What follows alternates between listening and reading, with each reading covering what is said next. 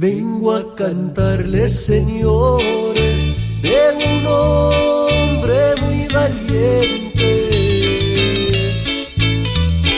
Él viene a proteger y servir a los residentes. Su nombre está mi Rodella, el consentido de la gente.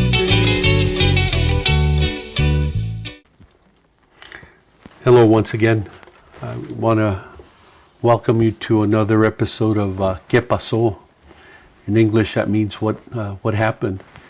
And Vince, we were talking a bit before we started filming, and you told me that I had last time we talked, I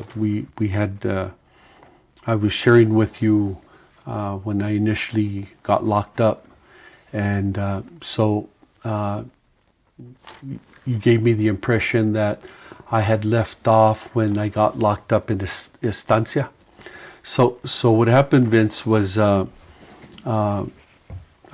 get locked up in a pod by myself, and I see this kid, short man, run up to my window a couple of times, and I'm starting to shake my head, wondering if I was imagining things. And jumping to look at it? Just kidding. And then what ended up happening is in prison they call him a kite, and all it is a note, on paper, and slid it under the door, and I picked it up and I read it, and it happened to be a childhood friend that had written the note, and he was asking me if I needed anything, and telling me that when I went out to rec the next morning to take the last run, because even when you go to rec, they put you in these runs, probably I'm going to guess about 20 feet wide, length probably 30, 35, and height about 12 feet, and you're locked up all by yourself in there. Anyhow, so I went out, and he took the run next to me, and we had a chance to talk. And this guy had been locked up most of his adult life. Of course, when you're locked up, you have nothing but time on your hands, and this guy had been working out hard. You could tell, man. I saw this guy climb up on the chain link using nothing but his fingers, all the way up, all the way across, and all the way down. Just strong hands, strong arms.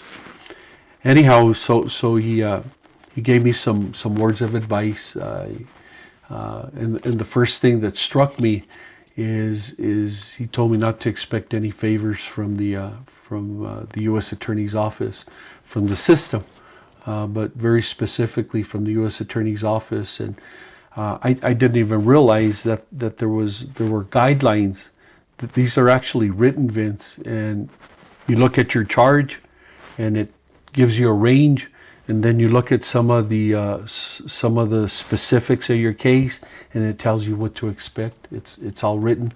Now, clearly it's not always followed. I don't want to get into that. But in following this thing, he actually told me, he says, you're going to end up doing about 10 years. That's what you're going to end up, that's what they're going to give you.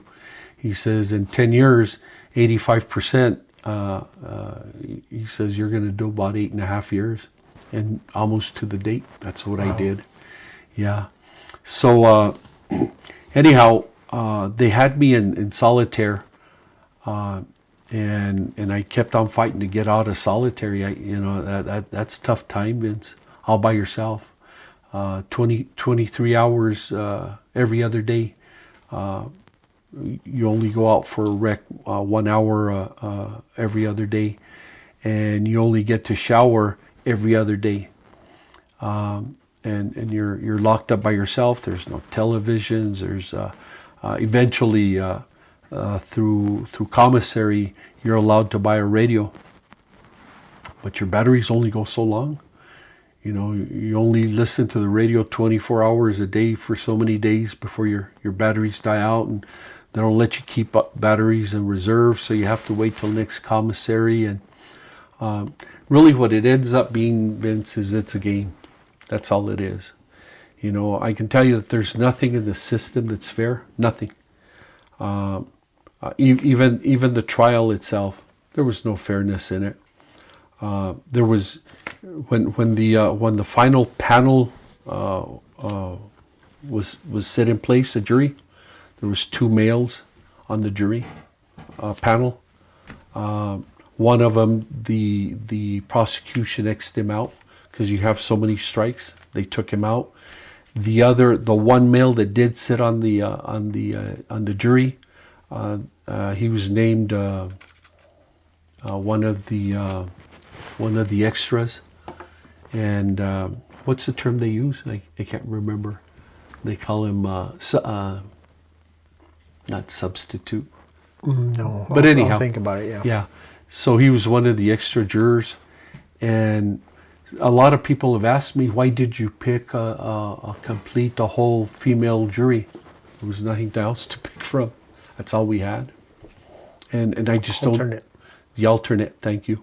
So the one male that we did get on the jury, he was the alternate, and I don't see where there's any fairness in that, Vince.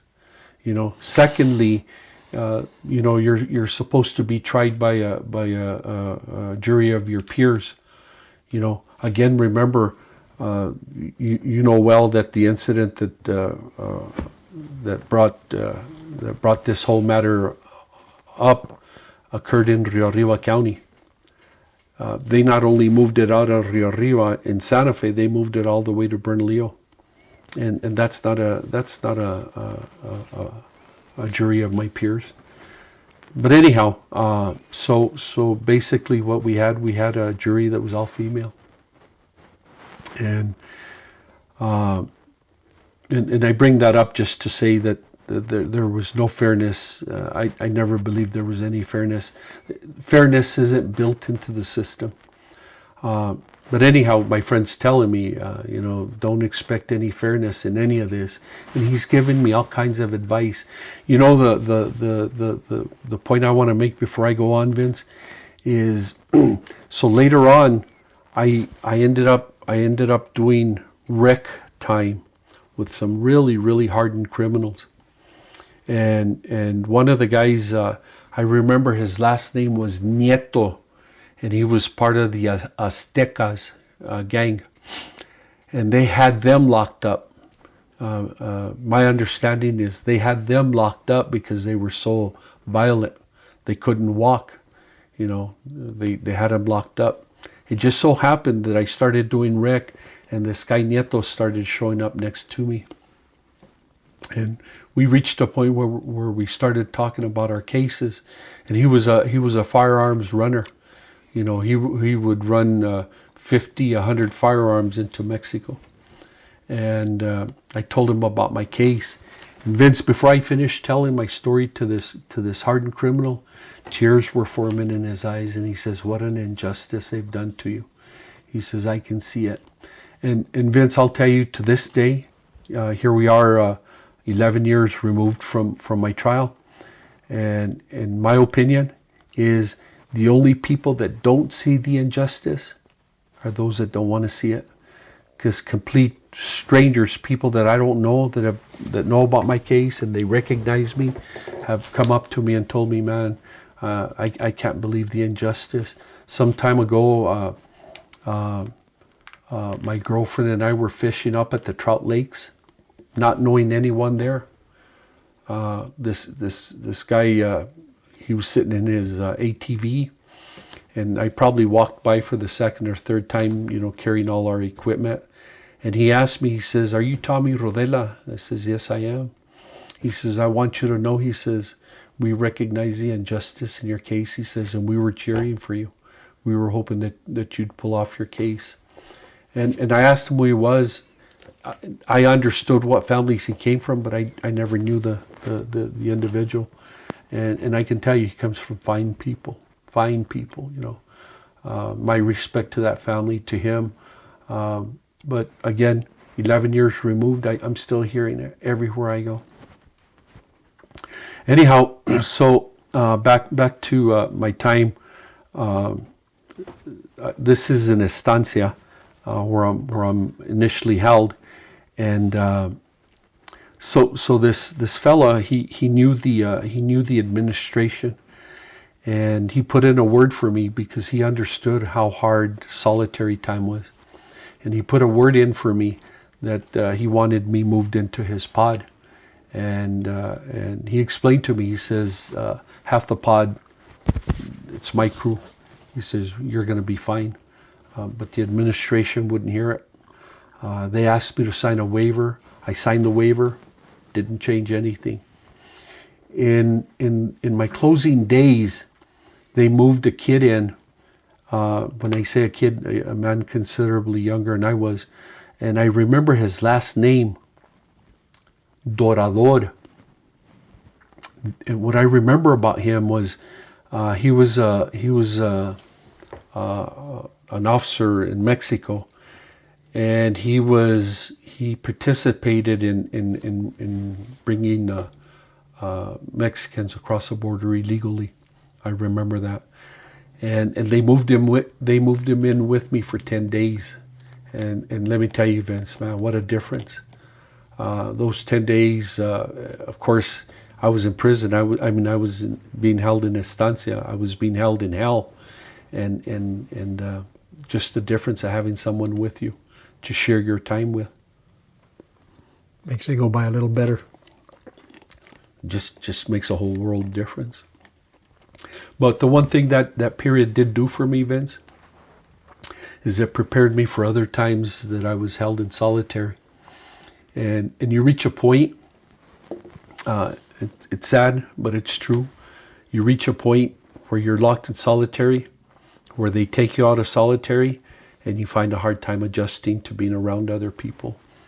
So when people come out of prison and not knowing how they've been held, and some of these people have been held in solitary, if not all, most of their time, and people say the guy never adjusted, I can understand, but only someone that's been locked up, Vince, can understand that.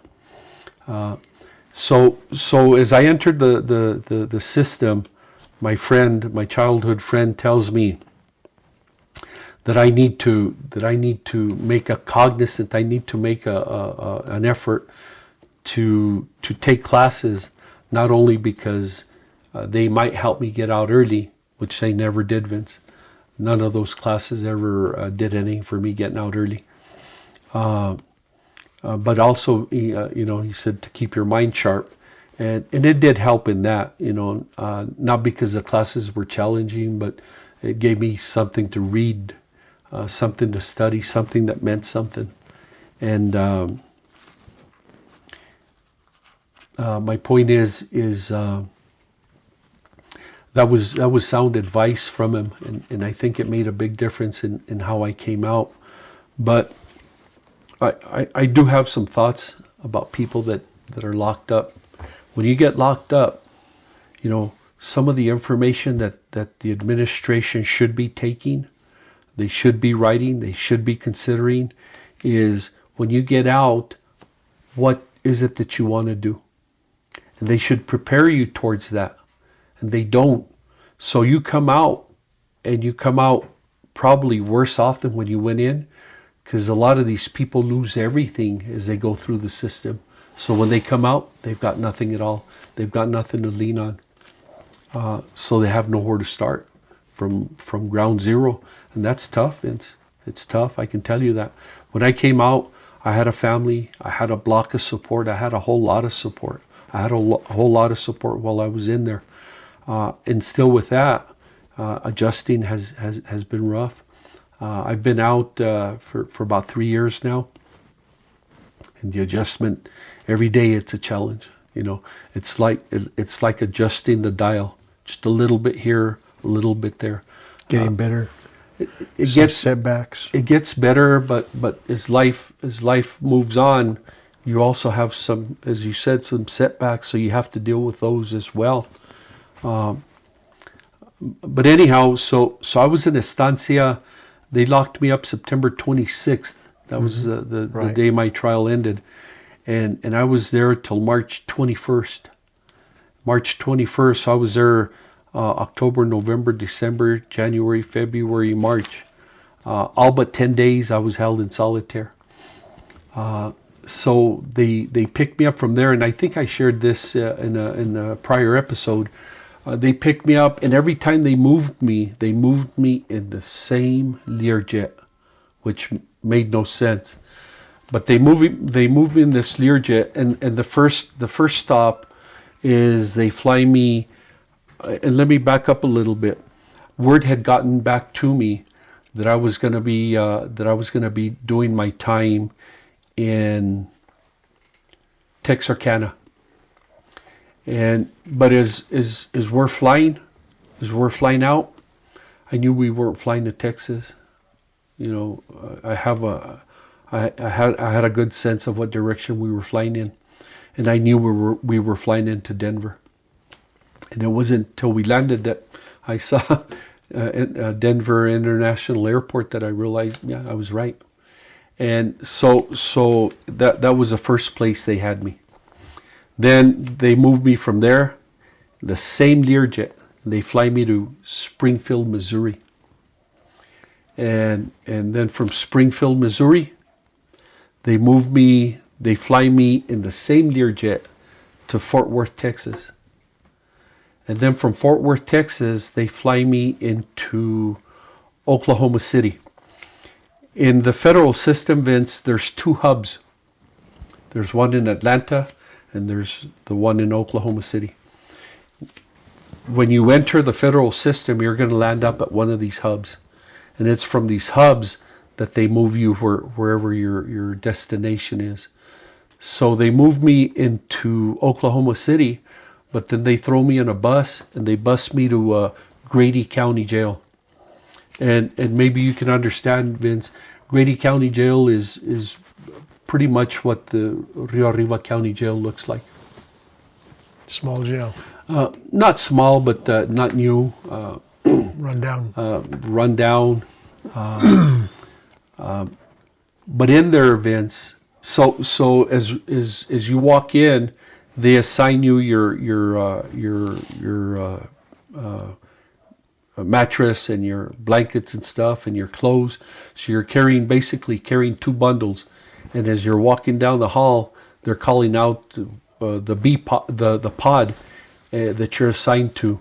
So you're walking in formation. You're walking in a row, and they say you and you in this pod. And you walk down. They open up another pod. You and you.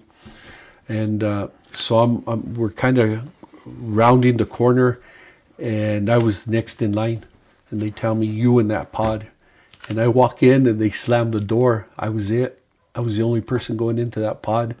So I walk in, and I see this whole table stand up, and I knew it was trouble. I didn't know what kind of trouble, but I knew it wasn't good.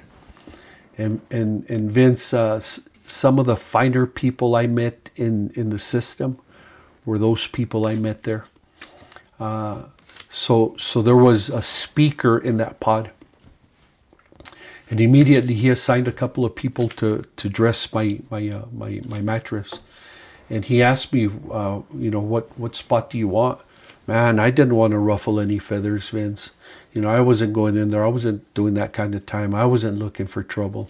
And I told the gentleman, man, wherever you guys want to put me, I'm okay. He said, no, you tell me where you want. And those bunks, they run 3 and 4 deep. So while you and I are used to bunk beds where there's 2, in some of these pods they're 3 deep or 4 deep. And I was in one that was 4 deep. And I thought, I want to be close enough to the ground where I can get out of it, but I don't want to be at the bottom. It just didn't look comfortable. So I asked for a particular bunk, and he told the guy, get your stuff and move out. He says, this guy's taking that bunk. And I said, I don't want to get anyone moved out. I said, I'm not looking for any trouble. He says, that's a bunk for you. And then he says, I have to assign you a task now. What do you want to do? I said, man, I don't know. What are my options? He says, well, you can either help clean the showers, you can sweep, you can mop, you can dust. What do you want to do? I says, whatever you need me to do. He says, well, I'm assigning you this area right in here. He says, this is the area you're going to sweep. He says, do you want to have a cup of coffee? I hadn't had any coffee, Vince, since September 26th, the morning of September 26th. And Vince, I think I'm running out of time. I need to come back. Will you join me one more time, Vince, so I can finish this story? I appreciate it. Condado de Río Arriba, quiero pedirle su apoyo